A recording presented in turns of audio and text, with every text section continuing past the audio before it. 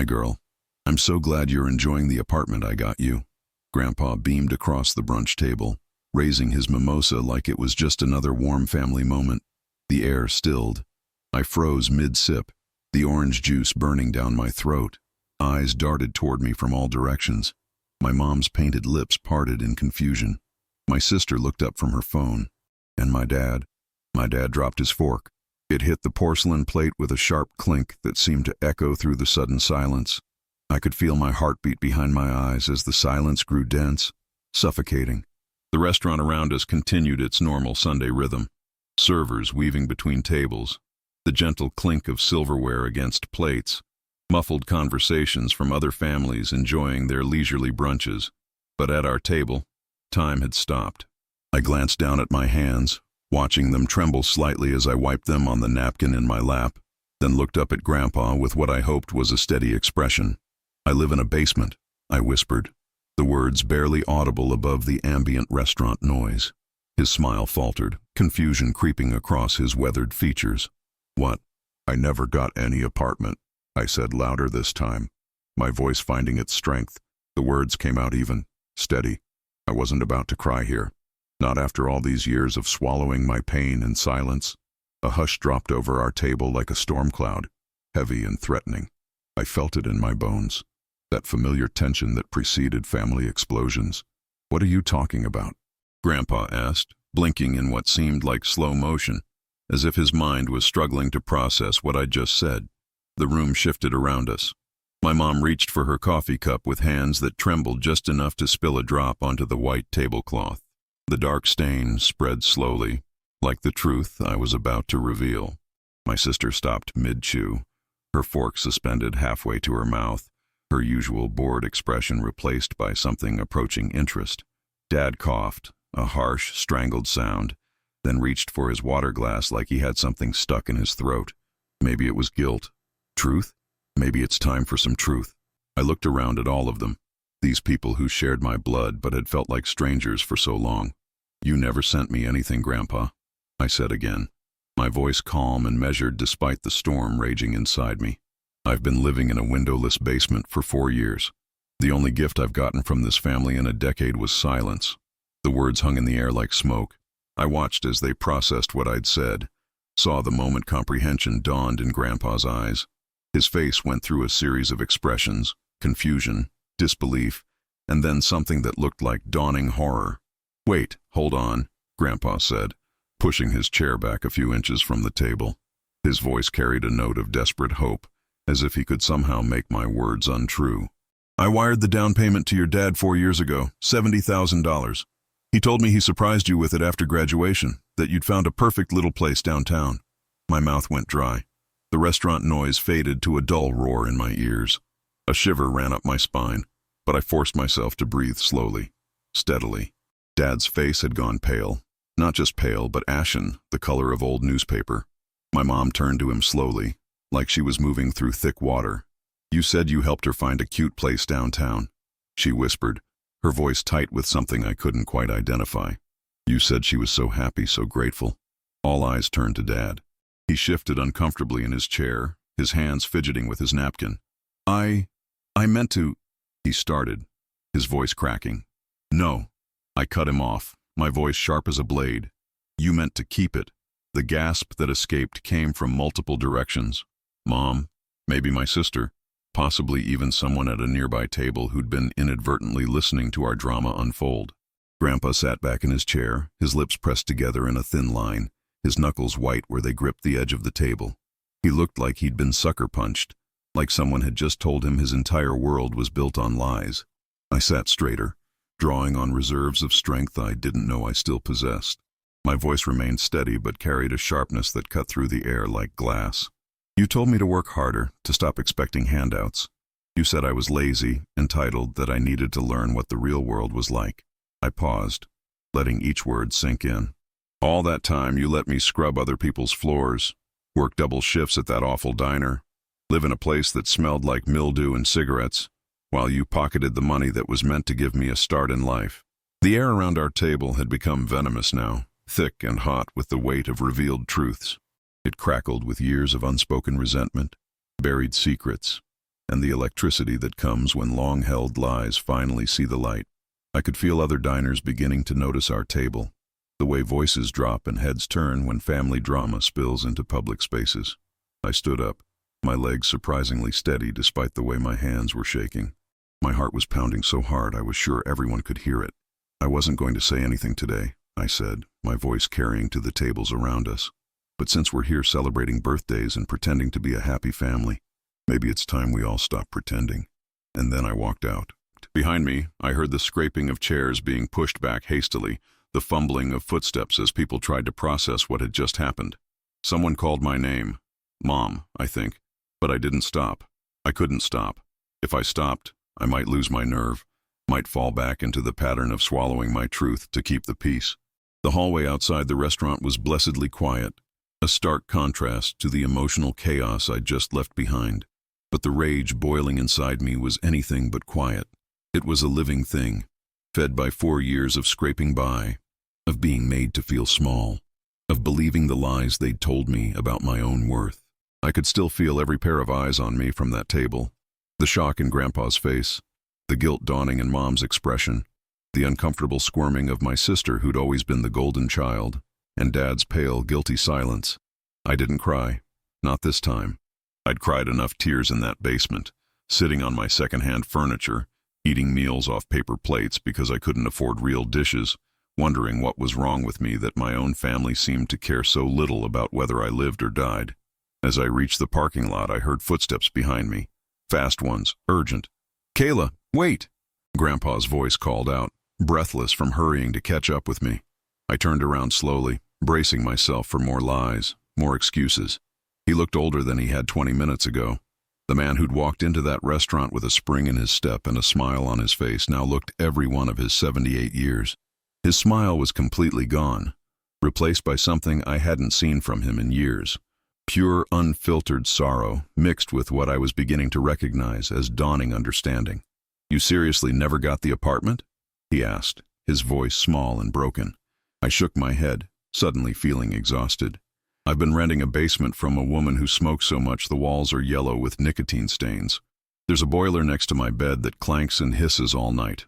My rent's paid in cash every month because she doesn't believe in banks or receipts. I've eaten more dinners sitting on the floor than I can count because I don't have a proper dining table." Each word seemed to hit him like a physical blow. He swallowed hard, his Adam's apple bobbing. "Your father said you didn't want help. He said you were being independent, that you were proud and stubborn and wanted to make your own way in the world." My chest rose and fell with the effort of staying calm. I asked him for a job lead once right after graduation when I was desperate. "You know what he told me?" I paused, seeing the dread in Grandpa's eyes. He said, and I quote, "Try flipping burgers first. Builds character." Grandpa's eyes flicked down to the pavement, then back up to meet mine. The pain in them was raw, real. "He said you were ungrateful, that you'd moved into your dream place without even thanking him. He showed me pictures from some real estate website, said it was your apartment." A bitter laugh escaped me, harsh and ugly in the afternoon air. I didn't know there was anything to thank him for. I thought my rich grandfather just didn't care about his struggling granddaughter. I thought I was the disappointment he couldn't be bothered with. He rubbed a weathered hand over his face and let out a long, shuddering sigh. I trusted him. I've been trusting him with my finances, with family matters, for years. He handles so much for me. I never thought to verify. His voice trailed off. I didn't reply immediately. The silence stretched between us, but for the first time it wasn't uncomfortable. It was the silence of truth settling in, of foundations shifting, of a man realizing that his own son had been lying to him for years. Then he said something that surprised me. "I want to fix this." I folded my arms across my chest, suddenly aware of how thin my jacket was, how worn my shoes looked next to his expensive leather ones. "How?" "I want to see where you live." My head snapped up. "Why?" "Because if it's as bad as you say, and I believe it is, then he stole from both of us. He stole your future, and he stole my ability to help my granddaughter when she needed it most. And I'm done letting anyone lie to me." That night, as the sun was setting and casting long shadows across the city, I drove Grandpa to my place. He didn't say much during the 20-minute drive through increasingly run-down neighborhoods, past houses with peeling paint and yards full of weeds. I could see him taking it all in. The broken streetlights, the trash scattered on sidewalks, the general air of neglect that characterized my part of town. When we pulled up in front of the narrow house where I rented my basement space, I saw him look at the sagging porch, the missing shingles on the roof, the windows covered with sheets instead of proper curtains. This wasn't the cute downtown apartment Dad had described to him. He didn't say much as I led him down the crumbling concrete steps to the basement door. The paint was peeling off the metal railing, and I had to jiggle the door handle just right to get it to open, a skill I'd perfected over 4 years of living here. The overhead bulb flickered ominously as I unlocked it, casting strange shadows on the damp walls. The familiar scent of old cigarettes and mildew greeted us like unwelcome friends. I stepped aside and gestured into my home. "Welcome to my palace." He stepped inside slowly, his expensive shoes squelching slightly on the worn linoleum floor. I watched him take it all in. The second-hand couch I'd bought for $50 from a garage sale, its cushions permanently indented from years of use by previous owners. The leaning bookcase made from cinder blocks and boards holding my design books and sketch pads. The stained ceiling tiles that I'd stopped noticing after the first year. The tiny bed, barely more than a cot really, pushed up against the wall next to the laundry machine that shook the entire basement when the upstairs neighbor did her wash. His face didn't change expression for several long seconds. He stood there in the middle of my 10 by 12-foot world, taking in the reality of how his granddaughter had been living while he thought she was thriving in some lovely apartment downtown. Then he walked over to my bed and sat down heavily on the edge, the cheap mattress sagging under his weight. He let out the saddest exhale I'd ever heard from him. "This is what you've been living in." It wasn't a question. I nodded anyway. Since college ended, 4 years this month. His eyes were getting glassy, the way they did when he talked about Grandma. "He said he was saving the rest of the money for your wedding. Said it made sense to give you just enough for a down payment, let you build some equity, and then surprise you with the rest when you got married." He shook his head slowly. "I thought it was responsible parenting." "There is no rest," I said, my voice flat and matter-of-fact. "You gave him $70,000. That money disappeared the moment it hit his account. There was never any plan to give me the rest. There was never any apartment. There was just a lie that let him pocket my future." Grandpa looked down at the floor. Cracked concrete painted a cheerful yellow that had faded to the color of old mustard. Then back up at me. Something had changed in his expression. The sorrow was still there, but it was joined by something harder, more determined. "Not anymore," he said, standing up with more energy than I'd seen from him in years. "Tomorrow we're going to the bank and the lawyer, and after that I think your dad and I need to have a very long conversation." I didn't smile, but something inside me shifted, like a door that had been locked for years suddenly swinging open, letting in light I'd forgotten existed. I had finally cracked the glass everyone else had been watching me through, and for the first time in 4 years, someone was seeing the real picture. The next morning I woke up to the familiar sounds of my upstairs neighbor's morning routine, heavy footsteps across creaky floorboards, the ancient pipes groaning and clanking as water moved through them, the slam of doors that had never hung quite right. But there was something new, the smell of coffee, real coffee, not the instant stuff I usually made, and the sound of Grandpa's voice on the phone. I found him in my tiny kitchenette, having somehow managed to make actual breakfast using my hot plate and mini fridge. He was on the phone, and his voice carried a tone I had never heard him use before.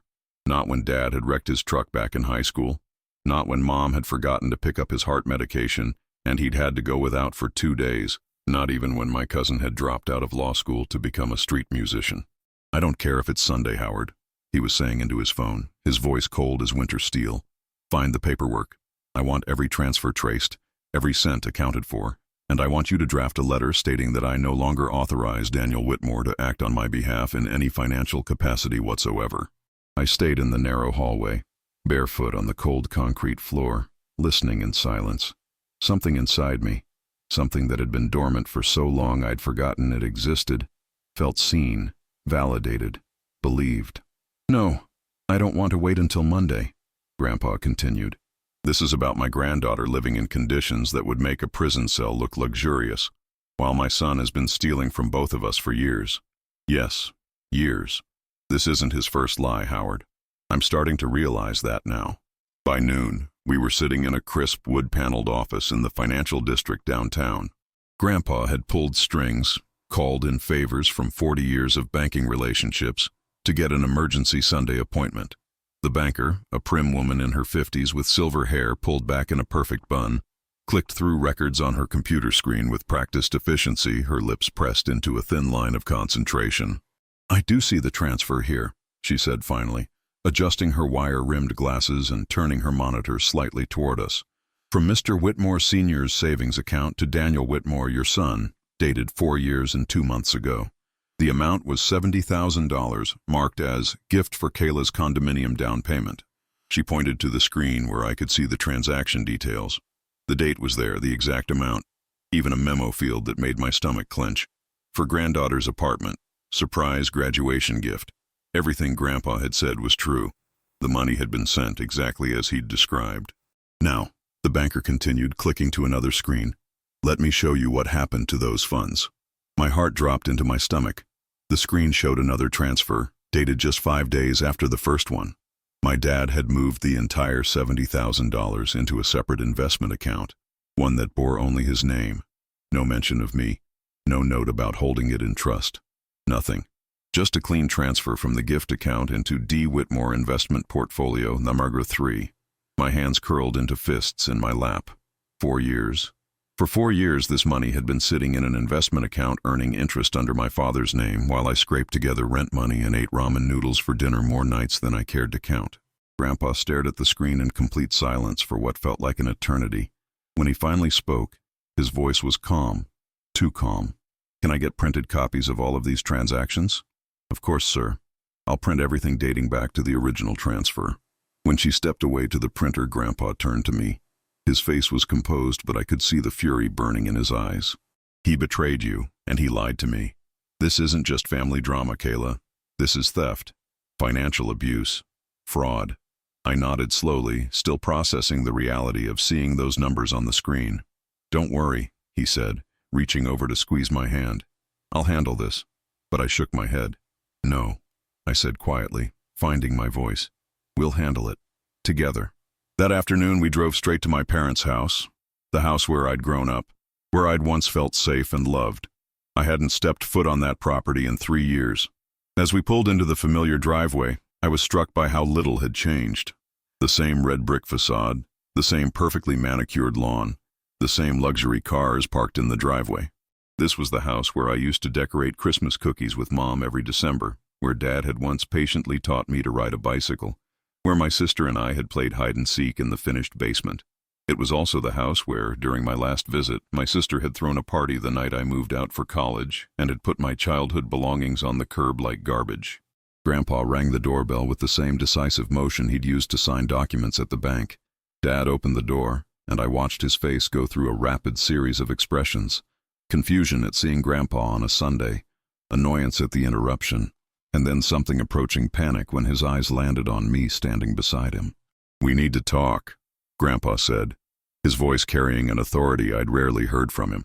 "I'm kind of busy," Dad started, but Grandpa cut him off. "Sit down." He didn't raise his voice. He didn't need to. There was something in his tone that brooked no argument. Mom appeared in the hallway behind Dad, wiping her hands on a dish towel, her brows furrowed with concern. "What's going on?" she asked, looking between all of us. My sister's head appeared at the top of the stairs, drawn by the tension like a vulture sensing carrion. She had that look she got when family drama was brewing. Part curiosity, part dread, part anticipation. We all gathered in the living room where I'd spent countless childhood hours watching cartoons and doing homework. The furniture was the same. The family photos still lined the mantel, but everything felt different now. I was different now. Grandpa placed a thick manila folder on the coffee table with deliberate precision. Dad's eyes fixed on it, but he didn't ask what it contained. Maybe he already knew. Then Grandpa dropped the hammer. "You told me Kayla was living in that apartment I bought her. You told me she was happy and grateful and thriving. You showed me pictures of a downtown condo you claimed was hers." He paused, letting the words sink in. "But the money never made it to her. You took it. You stole it. And you lied to your daughter and to me for 4 years. Dad let out a nervous chuckle, the kind of laugh people make when they're caught but still hoping to charm their way out of trouble. "Come on, Dad. You're blowing this out of proportion." "She's been living in a basement," Grandpa snapped, his composure finally cracking. Eating dinner on the floor, working 2 jobs to afford rent in a place that wouldn't meet city housing codes, while you used her money to pad your investment portfolio. I was holding it for her future. Dad started. Don't. My voice cut through the air like a knife. Just don't lie anymore. We have the bank records. We can see exactly what you did with the money. I leaned forward, meeting his eyes directly for the first time in years. You told me I was lazy, entitled, that I didn't deserve help. You said I needed to learn what the real world was like, that handouts would ruin my character. Meanwhile, you were literally living off a handout, money that was meant to give me a chance at a decent life. Dad's jaw clenched. I could see him searching for another lie, another excuse, another way to make this my fault somehow. Grandpa opened the folder with theatrical precision and slid the bank documents toward Dad. I've already spoken to Howard, my lawyer, not yours. We have several options here. We can pursue legal action for theft and fraud, or you can make this right voluntarily. But either way, you're going to pay back every cent of that money, with interest, and you're going to explain yourself to this family. He pulled out another document. This is a letter I've had drawn up. You're going to read it out loud at next Sunday's brunch, in front of everyone. No more secrets. No more pretending you're some noble father who was teaching his daughter life lessons. Mom had gone very quiet, her face pale.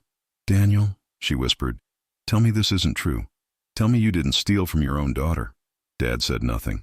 The silence stretched and twisted, heavy with years of lies finally exposed to daylight. Then Grandpa turned to me. You're not going back to that basement. Tomorrow we're calling a realtor.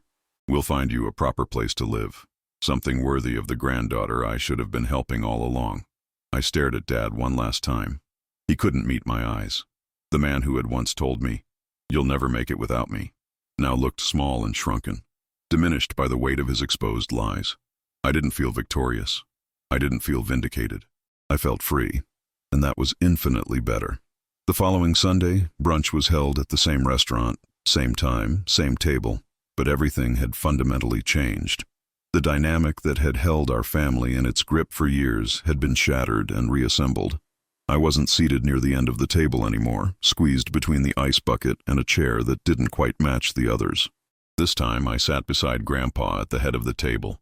His hand rested lightly on mine as we waited for the rest of the family to arrive, a gesture of solidarity that I felt in my bones. When Dad walked in, he looked like he'd aged a decade in 7 days. The usual fake charm that he wore to family gatherings was completely absent. His shoulders were slumped, his face drawn, his movements tentative. Mom stayed close to him, her own face tight and anxious. My sister slouched in wearing oversized sunglasses, as if she could hide from what was about to unfold. The extended family filtered in, aunts and uncles and cousins who had no idea they were about to witness a reckoning 4 years in the making. They settled into their usual seats, making the usual small talk, oblivious to the tension crackling between the central players in this drama. Grandpa stood up before anyone could pretend this was going to be a normal Sunday gathering. I'm going to keep this short, he announced, his voice sharp and clear enough for every table in our section to hear. The casual conversations died away as people realized something significant was happening. I've invited everyone here today because last week I learned that a grave injustice has been done in my name, with my money. He paused, letting the weight of his words settle over the suddenly quiet table. 4 years ago, I sent $70,000 to help my granddaughter Kayla start her adult life. I was told she received this money. I was told she was thriving in a beautiful apartment downtown, that she was grateful and happy and building a wonderful future. He turned slightly toward me, and I felt every eye in the restaurant section focus on us. That was a lie. The silence was absolute. A server who had been approaching our table with a coffee pot froze mid-step. I looked up at the faces around me, some confused, some beginning to understand, all riveted by the public nature of what was unfolding. Grandpa continued, his voice never wavering. Daniel took that money. He invested it under his own name, hid it from his daughter, and then spent 4 years letting her suffer in poverty while pretending to be a responsible father, teaching her important life lessons. A wave of shocked murmurs rolled through our extended family. My Aunt Martha gasped audibly. My cousin David blinked hard, his mouth falling slightly open as he pieced together years of inconsistencies in the family narrative. Uncle Robert sat back in his chair like he'd been physically pushed. My sister shifted uncomfortably, her sunglasses unable to hide the way her face was flushing red. Mom was staring down at her untouched plate, her hands trembling where they rested on either side of her coffee cup. Grandpa turned to face Dad directly. "You betrayed both of us. You stole from your daughter and you lied to me. And as a result of your actions, effective immediately, you will no longer have any access to my estate or my financial affairs. Every trust, every account, every future inheritance, it's all being restructured. You forfeited that privilege." Then, with deliberate slowness, Grandpa pulled a folded document from his jacket pocket and placed it gently on the table in front of Dad. "I want you to read this out loud. Now." Dad stared at the paper like it was coated with poison. His hands were visibly shaking as he reached for it. Around the table, our family members leaned forward, sensing that whatever was written on that page was going to change everything they thought they knew about the man they'd respected as a successful father and businessman. "Now," Grandpa repeated, his voice harder. Dad's hands trembled as he unfolded the letter. When he began to read, his voice broke with every word, cracking under the weight of public humiliation and long overdue accountability. "To my family," he read, his voice barely above a whisper. "I stole from my daughter, Kayla Whitmore. I took funds that were meant for her future and used them for my own purposes while lying about their destination. I have wronged her, my father, and the integrity of this family. I made her believe she was unworthy of help while secretly profiting from money that was meant to give her opportunities." His voice broke completely. "I accept full responsibility for this betrayal and will repay the full amount, with interest, within 6 months. I am deeply sorry for the pain I have caused and the lies I have told." When he finished reading, there was only silence. No one clapped. No one gasped. No one tried to fill the void with nervous chatter. Just a heavy, collective held breath as the weight of his confession settled over everyone present. I looked around the table at faces I'd known my entire life. People who had watched me struggle through college and after, who had listened to Dad's explanations of my independence and my stubborn pride, without ever questioning why I never seemed to have enough money for basic necessities, why I never joined family vacations, why I always looked tired and worn down. For the first time in years, I looked directly at my father and didn't feel small. I didn't feel ashamed or inadequate or somehow responsible for my own suffering. I felt seen, vindicated, and most importantly, free from the narrative he'd constructed to justify his theft. That night, back at Grandpa's house, I stood with him on his front porch under a sky full of stars. The air was cool and clean, so different from the stale, cigarette-scented atmosphere of my basement. We stood in comfortable silence for a while, both of us processing the magnitude of what had happened. "I still can't believe you never asked me for anything," he said finally. 4 years of living like that, and you never once called me." "I was done asking for things," I replied softly.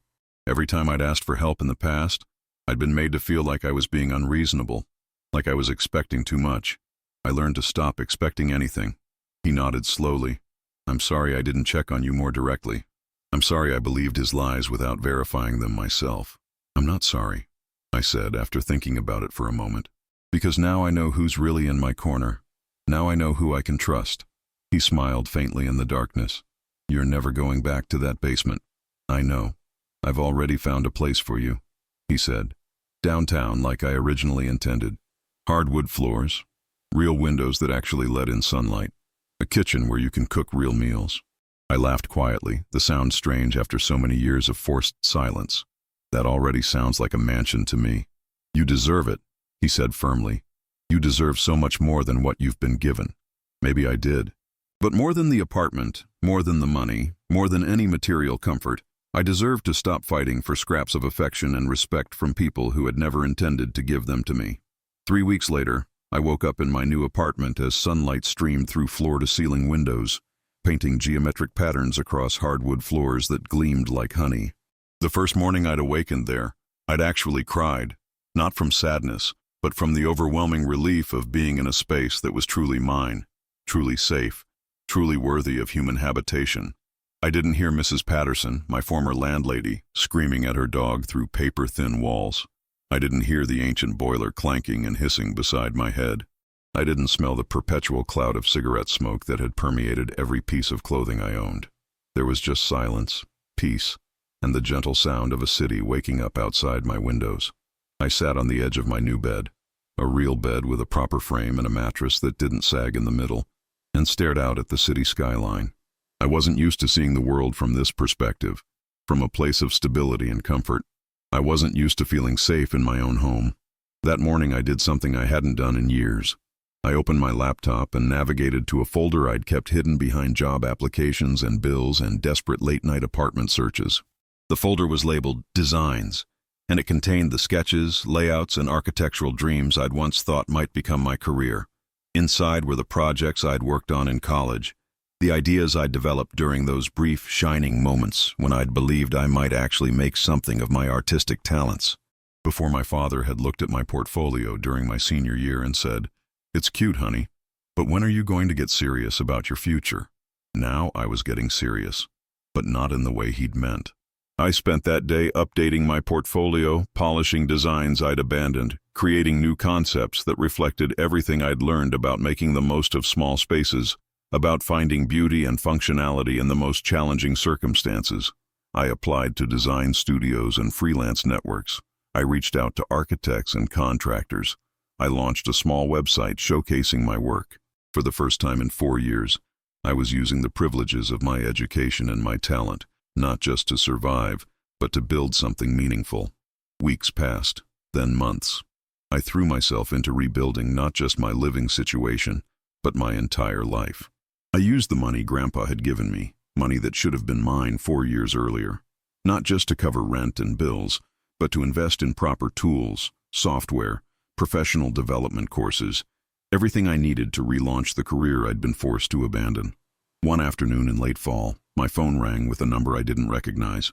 When I answered, a warm voice introduced herself as Sarah Chen, creative director at a local architecture firm that specialized in community development projects. "Ms. Whitmore, I hope you don't mind me calling out of the blue, but we've been reviewing portfolios for a new project, and your work caught our attention. We're launching a community housing initiative, and we need someone who can think creatively about small space design, someone who understands how to create dignity and beauty, even when resources are limited." I gripped the phone tighter, hardly daring to believe what I was hearing. "I'm definitely interested," I managed to say. "The thing is," she continued, "this isn't just about technical skills. We need someone who really understands what it's like to live in challenging circumstances, who can design with empathy because they've been there themselves. Based on your portfolio and the essay you submitted about architecture of necessity, we think you might be exactly what we're looking for." When I walked into their downtown office the following week for my interview, I wore the same beige coat my mother had once dismissed as cheap and childish. But I wore it with pride now, as a reminder of how far I'd come, of what I'd survived and overcome. The interview was unlike any I'd ever experienced. Instead of just discussing technical qualifications, they wanted to hear about my insights into small space living, my ideas about how design could preserve dignity even in constrained circumstances, my thoughts on community spaces that could supplement tiny individual living areas. I found myself talking passionately about the difference between cramped and cozy, about how thoughtful design could make even a basement feel human, about the psychological impact of natural light, and the importance of creating spaces where people could take pride in their homes regardless of their size or cost. By the end of the meeting, I had a contract in my hands and a start date for the following Monday. It wasn't just a job. It was validation that my experiences, painful as they had been, had value, that living in that basement hadn't been a waste of 4 years, but rather an education in resilience and resourcefulness that no architecture school could have provided.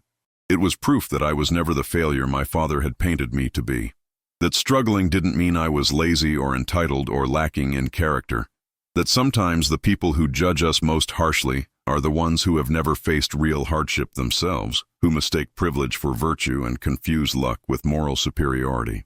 The months that followed were a whirlwind of meaningful work and personal growth.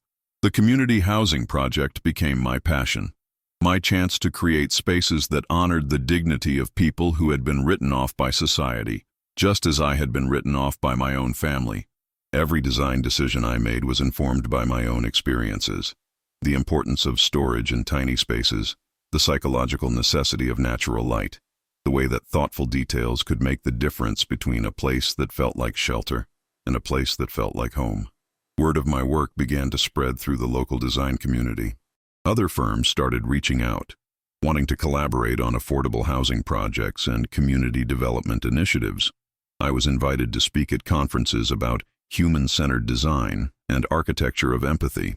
My name appeared in local magazines and architecture blogs.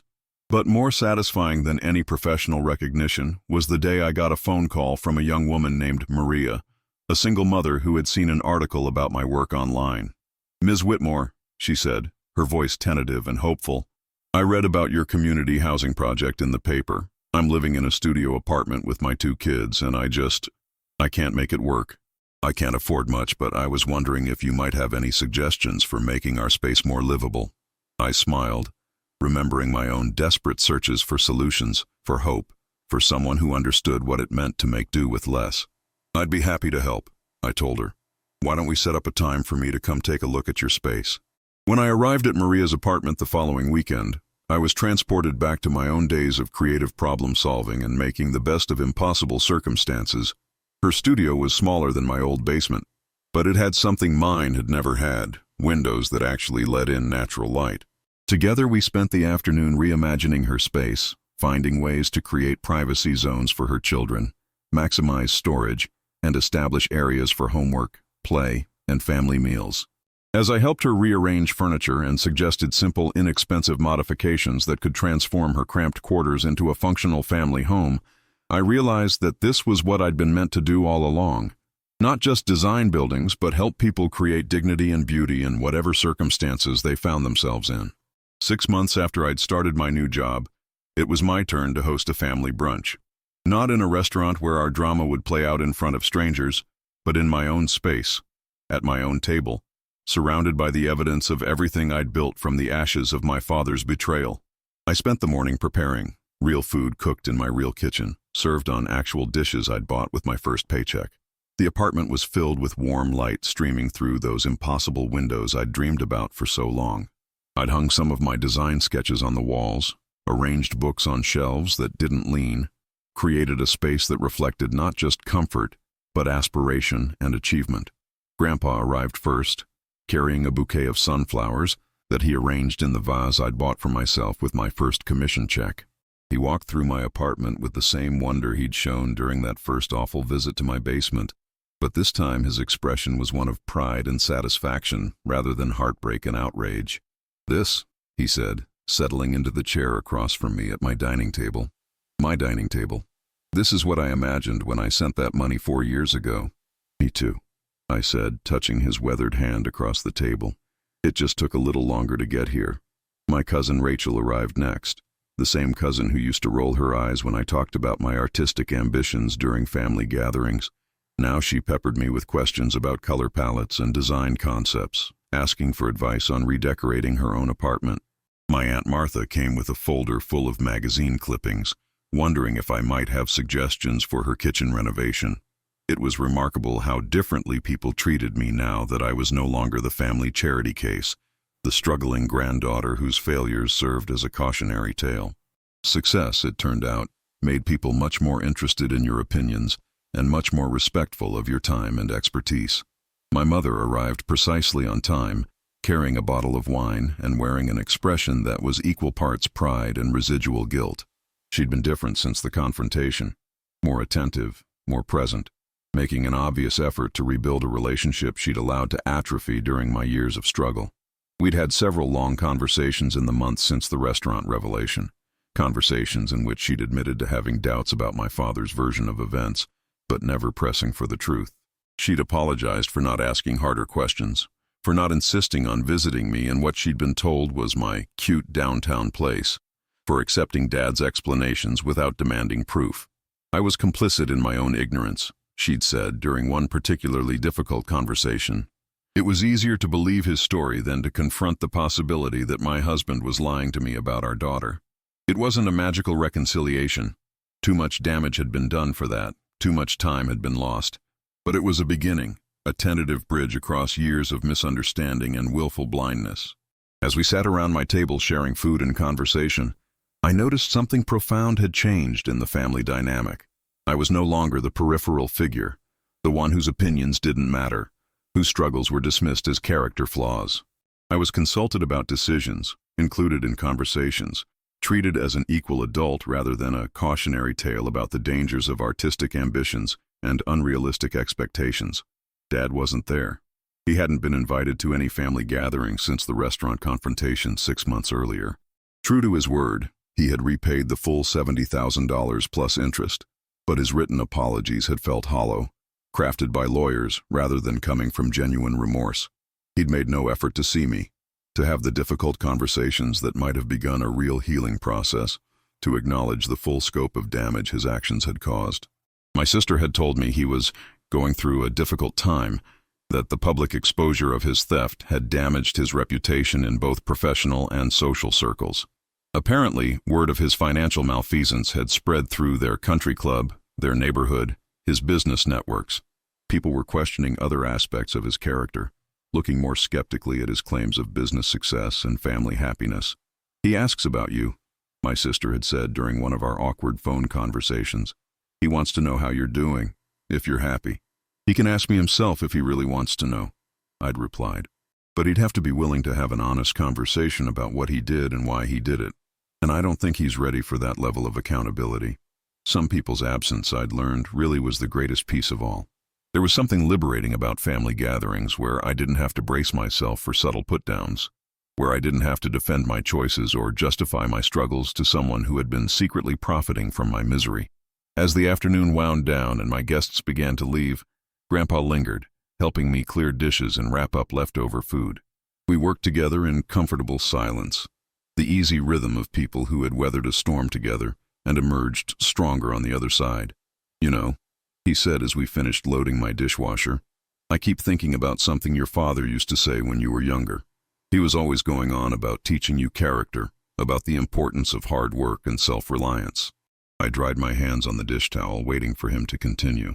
"The thing is," he said, "you've got more character than he's shown in his entire life.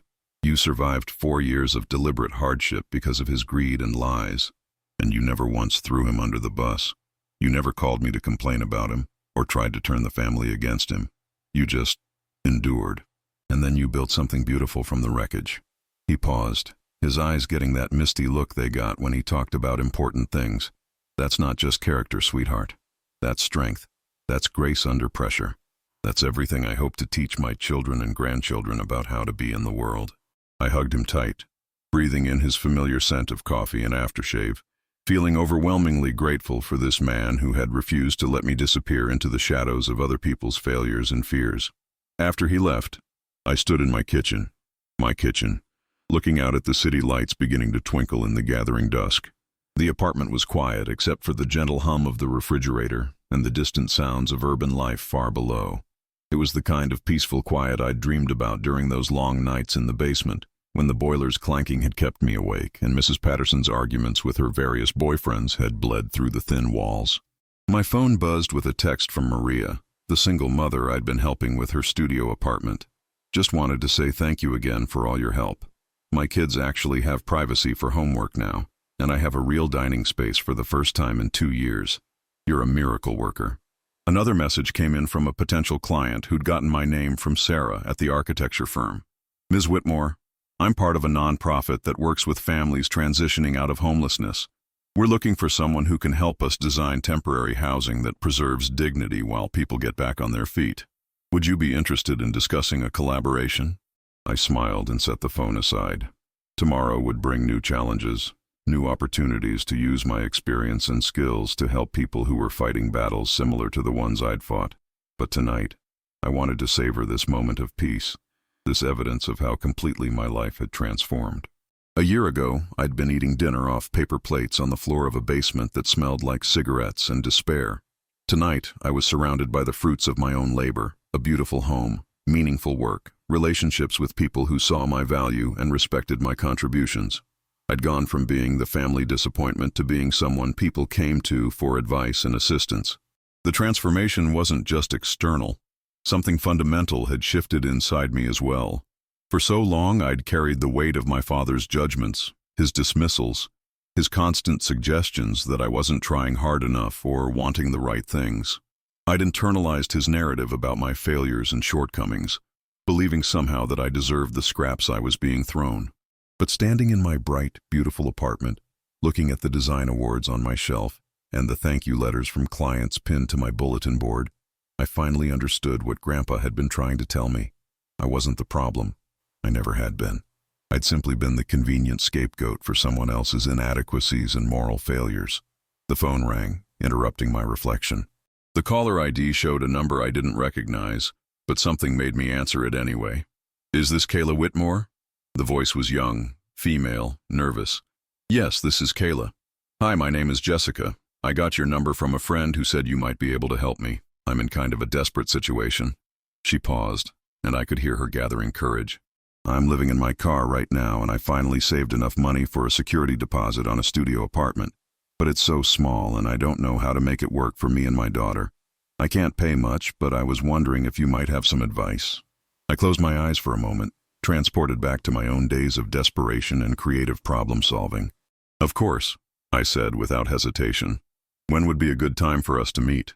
As I scheduled our appointment and listened to Jessica describe her situation, I realized that this was what everything had been leading up to. Not just the career success or the comfortable apartment or the family vindication, but this, the ability to extend a hand to someone who was drowning in the same waters I'd once nearly drowned in. My father had tried to break me with his cruelty and theft, tried to convince me that I was worth less than the money he'd stolen from my future. But instead of breaking me, his actions had forged me into something stronger, more resilient, more determined to lift up others who were facing similar struggles. After I hung up with Jessica, I walked to my bedroom window and looked out at the city spread below me. Somewhere out there were countless other young people like I'd been, struggling to make ends meet, told they were lazy or entitled for wanting basic comfort and security, made to feel ashamed of their circumstances by people who had never faced real hardship. Tomorrow I would meet with Jessica and help her transform her tiny new home into a space where she and her daughter could thrive. Next week, I would present my latest community housing designs to the City Planning Committee. Next month, I would speak at a conference about the intersection of social justice and architectural design. But tonight, I simply stood in my beautiful apartment and marveled at how completely my life had changed. How I'd gone from victim to survivor to advocate, from someone who barely survived each day to someone who helped others build better tomorrows. The last text of the evening came from Grandpa. "So proud of the woman you've become. Your grandmother would have loved to see this." I smiled and typed back, "Thank you for seeing me when everyone else was looking through me. Thank you for believing in me when I'd forgotten how to believe in myself." As I prepared for bed in my bright, safe, beautiful home, I thought about the journey that had brought me here, about the basement that had taught me resilience, the betrayal that had taught me my own worth, the struggle that had given me empathy for others facing similar battles. I thought about my father, somewhere across town in his house full of expensive things and empty relationships, learning too late that you can't build happiness on other people's suffering. And I thought about all the young women like Jessica and Maria and the countless others I hope to help in the years to come. Some stories end with revenge, with the villain getting their comeuppance in dramatic fashion. But the best stories, I'd learned, end with transformation, not just of circumstances, but of character. Not just with victory over those who wronged us, but with becoming someone strong enough to prevent others from being wronged in the same way. As I fell asleep in my comfortable bed, in my safe apartment, surrounded by the evidence of everything I'd built from the ruins of my father's betrayal, I felt something I hadn't experienced in years: complete peace. Not just with my circumstances, but with myself. Not just satisfaction at having survived, but pride in who I'd become in the surviving. And in the morning, when the sun streamed through my floor-to-ceiling windows like it had been waiting just for me, I would wake up ready to help someone else find their own way from darkness into light.